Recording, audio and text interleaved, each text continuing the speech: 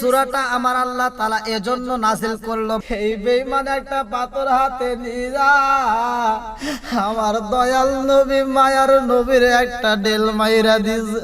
পাথরের আঘাতে আমার নবীর মাথা দিয়ে রক্ত বের হয়।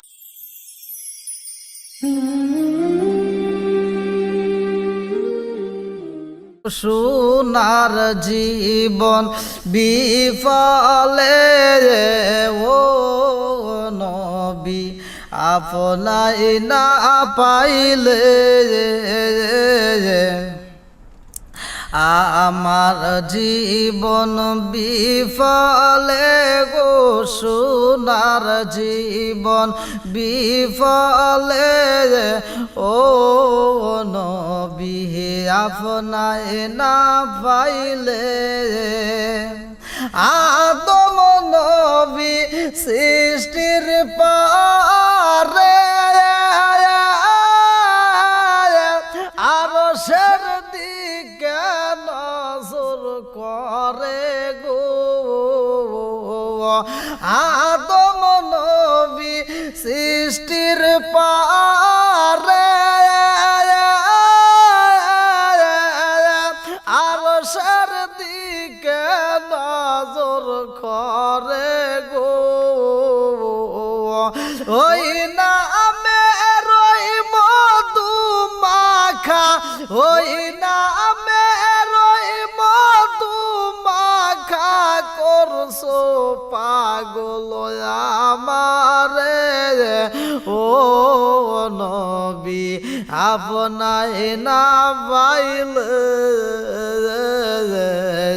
আমার জীবন বিফলে গো সাদের জীবন বিফলে ও নবী আপনাই না পাইলে আমার জীবন বিফলে গো সোনার জীবন বিফলে ও নবী আপনাই না পাইলে আমার নবীর 40 বছর আগ পর্যন্ত সবার কাছে বয়স যখন 40 বছর হয় তখন থেকেই আমার নবীর উপর অত্যাচার শুরু হয়। বন্ধুরা রে আমার এ মুরব্বী বাবাজিরা গো আরে 40 বছর বয়স হওয়ার আগ পর্যন্ত কাফের বেঈমানেরা আমার নবীরে এত ভালোবাসে রে, এই ভালোবাসাগুলো 40 বছর পরে তারা আর দিতে পারে না। আমার নবী দয়াল নবী মায়ার নবীরে তারা কষ্ট দেয়। আরে আমার নবী আরে সাপা পাহাড়ের উপরে দাঁড়াইয়া আমার নবী সবাইকে ডাক দিলেন ইয়া সাবাহা, আমার নবী সবাইকে ডাক দিলেন হে আশেপাশের যতগুলো পাহাড়ের যত আশেপাশের লোকজন আছে আমি সবাই রে কথা বলতে চাই। আমার নবী ডাক দেয় সব মানুষেরা চারদিকে থেকে পাগলের বেশে সুইটাই আসে গো, মুরব্বীরাই আসে, যুবকেরাই আসে, কচিকাচারাই আসে, মহিলারাই আসে, চারদিকে থেকে সব মানুষগুলো সুইটাই আসে। আরে মৌমাছির মতো সব পাগলের বেশে আমার নবীর নাম শুইনা চইলা আইছে রে। আমার নবী এইবার পাহাড়ের উপরে দাঁড়ায়া কয় ও জগৎবাসীরা আমি তোমাদেরকে আজকে ডাক দিয়েছি। আমার এই ডাকের আওয়াজে প্রতিটা ঘরে ঘরে প্রতিটা মানুষের কানে কানে আমার আল্লাহ পৌঁছাইছে। কারণটা হইল আমার আল্লাহ বলে বন্ধু আজকে এই পাহাড়ে আপনি ডাক দিবেন আমার নবী বিদায় হজের ভাষণ দেয় রে বন্ধু। সেখানেও একটা অলৌকিক ঘটনা ঘটে গেছে, ভালো করে এই আলোচনাগুলো শুইনা নাও। আমার নবী যখন পাহাড়ের উপরে দাঁড়াইয়া ডাক মারছে রে বন্ধু, আমার আল্লাহ কয় বন্ধু তুমি ডাক দিবা ও বন্ধু সবার কানে কানে এই আওয়াজ আমি আল্লাহ পৌঁছায়া দেব। আরে পশু পাখি শুনবে, আরে গাছে গাছালি শুনবে, তোমার কণ্ঠের আওয়াজ বাতাসে বাতাসে পৌঁছায়া যাবে, বাড়ি বাড়ি ঘরে ঘরে প্রতিটা মানুষের কানে কানে। সব মানুষগুলো চারদিক দিকে পাগলের বেশে আমার নবীর ডাক শুই না এইবার চারপাশে দিয়ে দাঁড়ায়া গেছে। আমার নবী ডাক দেয় জগৎবাসীরা রে, ও জগৎবাসীরা, আমি তোমাদেরকে আজকে একটা কথা বলতে চাই, আমি তোমাদের কাছে আমি কথা বলতে চাই, তোমরা আমারে ভালোবাসনি। সব মানুষ বুড়া এবং বুড়ি, যুবক যুবতী, কচি কাঁচা শিশুরা সহ সব মানুষই এক বাক্যে বলল, ইয়া মুহাম্মদ তুমি সত্যবাদী, আমরা তোমাকে ভালোবাসি, এর ভিতরে কোনো সন্দেহ নাই। নবী আমার আল্লাহর বন্ধু, তাতে সন্দেহ নাই। আমরা নবী নবী কইরা মজা পাই। নবী আমার আল্লাহর বন্ধু, তাতে সন্দেহ নাই। আমরা নবী নবী কইরা মজা পাই। অনেক কষ্ট আমার মনে নবী কষ্টে এর সীমা নাই। অনেক কষ্ট আমার মনে নবী কষ্টে এর সীমা নাই।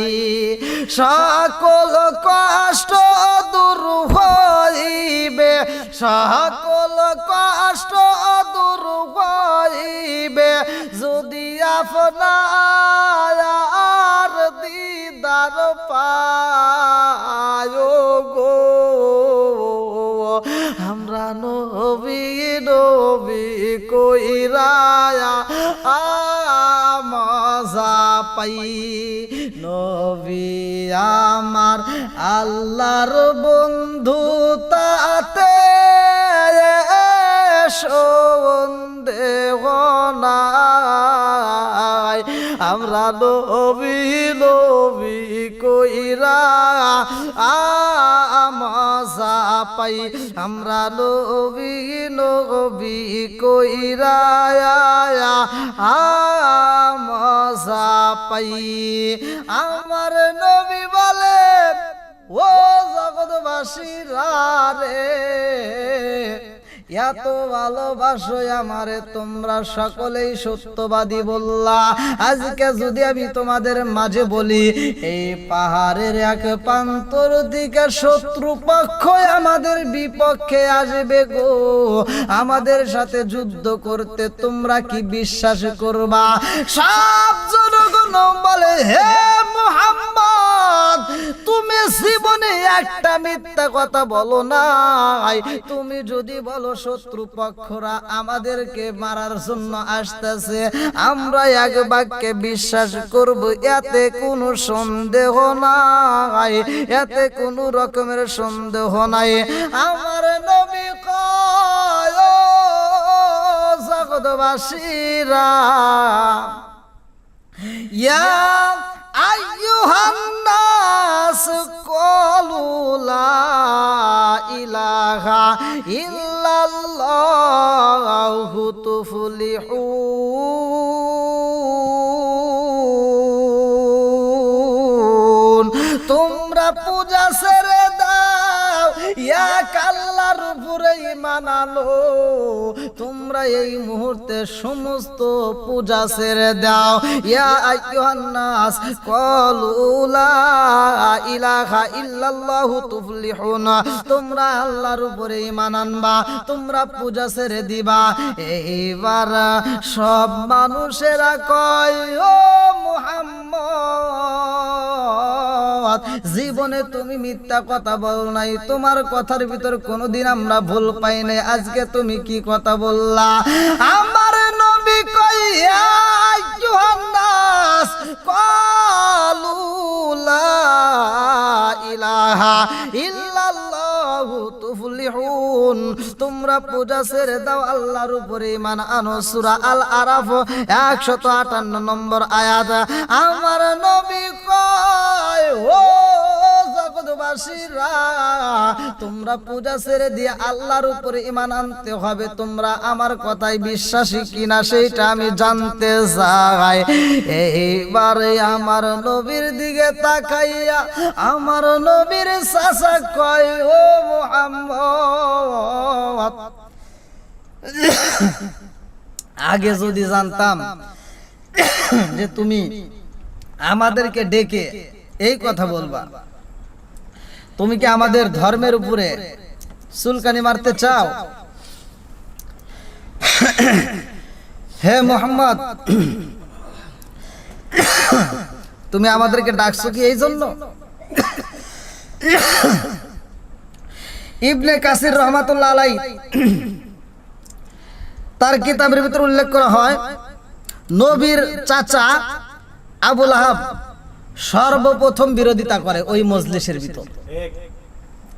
সর্বপ্রথম নবীর চাচা আবু লাহাব, যার শানে আমার আল্লাহ তাআলা একটা সূরা নাযিল করছেন, যেই সূরাটার নাম হচ্ছে সূরা লাহাব, যার অর্থ হচ্ছে আগুনের শিখা। বন্ধুরা রে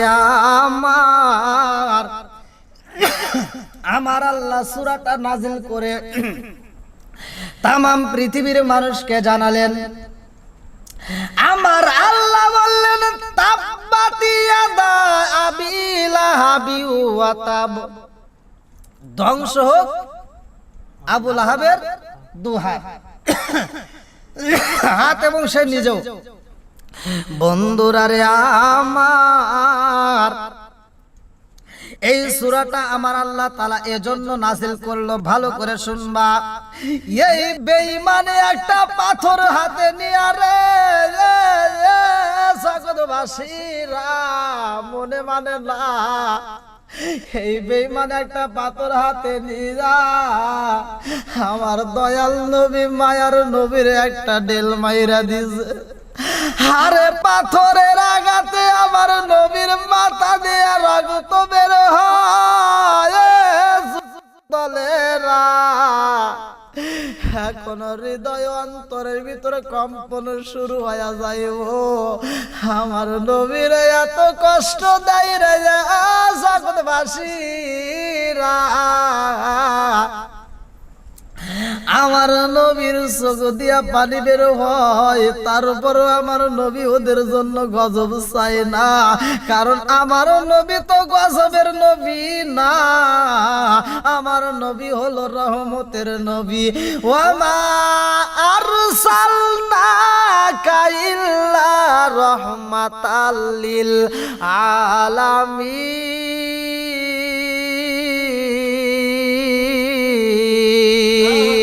আমার নবী রহমতের নবী রে,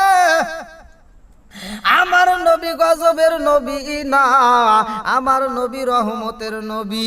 এইবার আবু লাহাবের জন্য কি হয়ে গেছে, একটা সূরা নাজিল হয়ে যায়, আমার নবী সূরা পাঠ করে, সাহাবীরা এই সূরাটা পাঠ করে। এইবার এই সূরাটা যখন তিলাওয়াত করা হয়, এই কানে কানে পৌঁছায়া যায়, আবু লাহাবের কান পর্যন্ত পৌঁছায়া যায়, আল্লাহ একটা সূরা নাজিল করেছে। এইবার আমার নবীকে এই খবর দেওয়ার জন্য আবু লাহাব কয়েকজন লোক পাঠাইয়া দেয়, তাড়াতাড়ি যাও মুহাম্মদ রে বইলা দাও, সে যেন আমাদের বিরুদ্ধে কোনো ছন্দ না বানায়, আমাদের বিরুদ্ধে কোনো কবিতা না বানায়, আমাদের বিরুদ্ধে যেন তার কোনো সূরা না থাকে, তাড়াতাড়ি তার কানের ভিতরে পৌঁছায়া দাও। এ আমার জগৎবাসীরা রে, এই সূরাটা নাজিল হয় এই জন্য ভালো করে শুইনা নাও কেন নাজিল হয়েছে। আমার নবীরে আঘাতে করা হয়েছে, যেই পাহাড়ে আমার নবীরে কষ্ট দেওয়া হয়েছে, এই জন্য আমার আল্লাহ তাআলা এই সূরাটা নাজিল করলো। তাব্বাতি ইয়াদা আবি লাহাবি ওয়া তাব মা আগনা আনহু মালুহু ওয়া মা কাসাব সায়াসলা নারান যাতা লাহাবি ওয়া আমরাআতু হাম্মালাতাল হাতাব ফি জিদিহা হাবলুম মিন মাসাদ। এই সূরাটা যখন নাজিল হয় আমার নবী তিলাওয়াত করে, সাহাবীরা তিলাওয়াত করে। এইবার এই সূরা আবু লাহাব পর্যন্ত শোনে, আবু লাহাবের স্ত্রী শোনে। এইবার তারা পরামর্শ করে, আবু লাহাব রেগে যায়। বন্ধুরা রে আমার, আবু লাহাবের স্ত্রী একটা পাথর নিয়ে আসে, যার নাম কিতাবের ভিতর উল্লেখ করা হয়, তাফসীরের ভিতর আসছে, যার নাম হয় উম্মে জামিলা। এই উম্মে জামিলা একটা পাথর নিয়ে আমার নবীরে মারার জন্য আসে রে জগৎবাসীরা। এমন নবিয়া আমার জনমিল, এমন নবিয়া আমার জনমিল, সারা জীবন উম্মাদ বইলা কান্দিল, হায় হায় সারা জীবন উম্মাদ বইলা কান্দিল। দয়া নাই রে মায়া নাই রে ভাই রে ভাই, দয়া নাই রে মায়া নাই রে ভাই রে ভাই, কেমনে মারে নবীকে দয়া নাই, কেমনে মারে নবীকে দয়া নাই। ও পায় নাই রে, ও পায় নাই রে ভাই রে ভাই, ও পায় নাই রে, ও পায় নাই রে ভাই রে ভাই, নবী সারা ওই কবরে উপায় নাই, রাসূল সারা রোজ হাসরে উপায় নাই। আমার নবীকে মারার জন্য উম্মে জামিলা একটা পাথর নিয়ে যায়। আরে মসজিদের ভিতরে আমার নবী সাহাবী হযরতে আবু বকরের সামনে নিয়ে এই সূরা তিলাওয়াত করে। আরে আমার নবী আবু বকরের সাথে নিয়ে রে জগৎবাসীরা আমার নবী সূরা তিলাওয়াত করতেছে, এমন সময় উম্মে জামিলা পাথর নিয়ে মসজিদের দরজার সামনে দাঁড়াইয়া আবু বকররে ডাক দিয়া কয়, ও আবু বকর তোমার বন্ধু কই? ও আবু বকর তোমার বন্ধু কই? ও আবু বকর তোমার বন্ধু মুহাম্মদ কই? তারে যদি আজকে আমি পাইতাম, এই পাথরের আঘাতে কইরা তারে আমি হত্যা করতাম, এই পাথর দিয়ে আঘাত কইরা তারে আমি হত্যা করতাম। সে কোথায়? আবু বকর চিন্তা করে, আল্লাহ ব্যাপার কি আমার তো বুঝে আসে না। আমার দয়াল নবী মায়ার নবী আমার সামনে বসা, আমার এই উম্মে জামিলা দেখে অথচ আমার নবীরে দেখে না, কারণটা কি আমার বুঝে আসে না। জ্বালা জুড়াই না, জ্বালা জুড়াই না গো, জ্বালা জুড়াই না, জ্বালা জুড়াই না গো। আবু বকরের প্রেম আরো বেড়ে যায়, কারণটা কি? আমার নবী আমার সামনে বসা, আমার নবী কোরআন তিলাওয়াত করে, অথচ উম্মে জামিলা আমার নবীরে দেখে না, কারণ তো আমার বুঝে আসে না। আমারে দেখে অথচ নবীরে দেখে না। আবু বকর কয়, ও উম্মে জামিলা, তুমি কি আমার নবীরে দেখো না? উম্মে জামিলা কয়, আবু বকর রে, তোর বন্ধুরে বইলা দিবি, আজকে যদি আমি পাইতাম আমার এই হাতের পাথর দিয়া তারে আমি হত্যা করে পালাইতাম।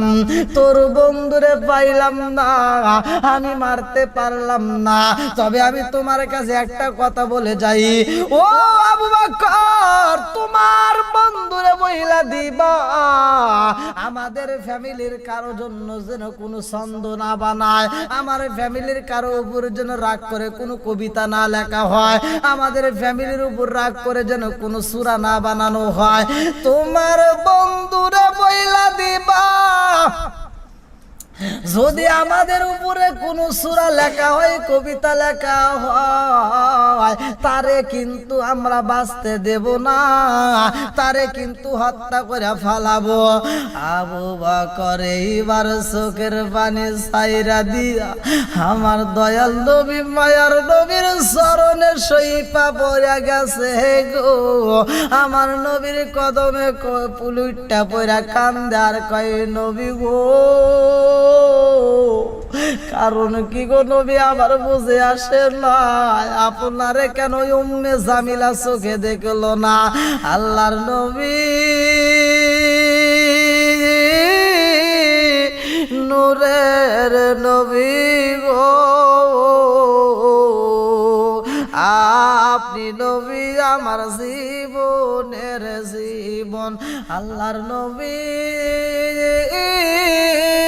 নূরের নবী গো, আপনার চরণেতে হাজির হয়েছি। আমার মতো অপরাধী মিজানের পাল্লায় উঠাই যদি আমি ক্ষমা পাওয়ার আশা না রাখি, আমার মতো অপরাধী এই মিজানের পাল্লায় উঠাই যদি আমি ক্ষমা পাওয়ার আশা না রাখি, আপনার মহান লাশে জামিন পাবো আসে, আপনার চরণেতে হাজির হয়েছে। আল্লাহর নবী নূরের নবী গো,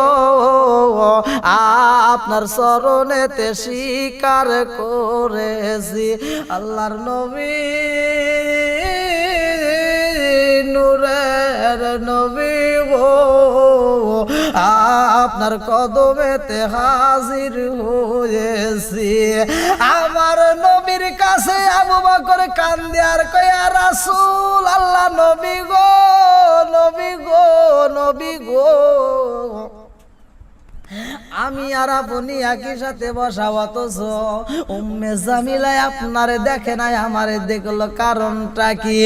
আমার নবী কয়, আবু বকর, ও আবু বকর রে, আমারে তুমি কেমনে কি মনে করছো? ও আবু বকর, জানোনি আমার আল্লাহ উম্মে জামিলার চোখের সামনে একটা পর্দা পালাইয়া দিছে, কারণ শত্রু যেন আমি নবীরে কোনো ক্ষতি না করতে পারে গো। এই জন্যই উম্মে জামিলার চোখের সামনে আমার আল্লাহ একটা পর্দা পালাইয়া দিছে। উম্মে জামিলা আমারে দেখতে পারে না, তোমারে দেখেছে, এটা একমাত্র আমার আল্লাহর নীলা খেলা। জোরে জোরে কন্যা সুবহানাল্লাহ।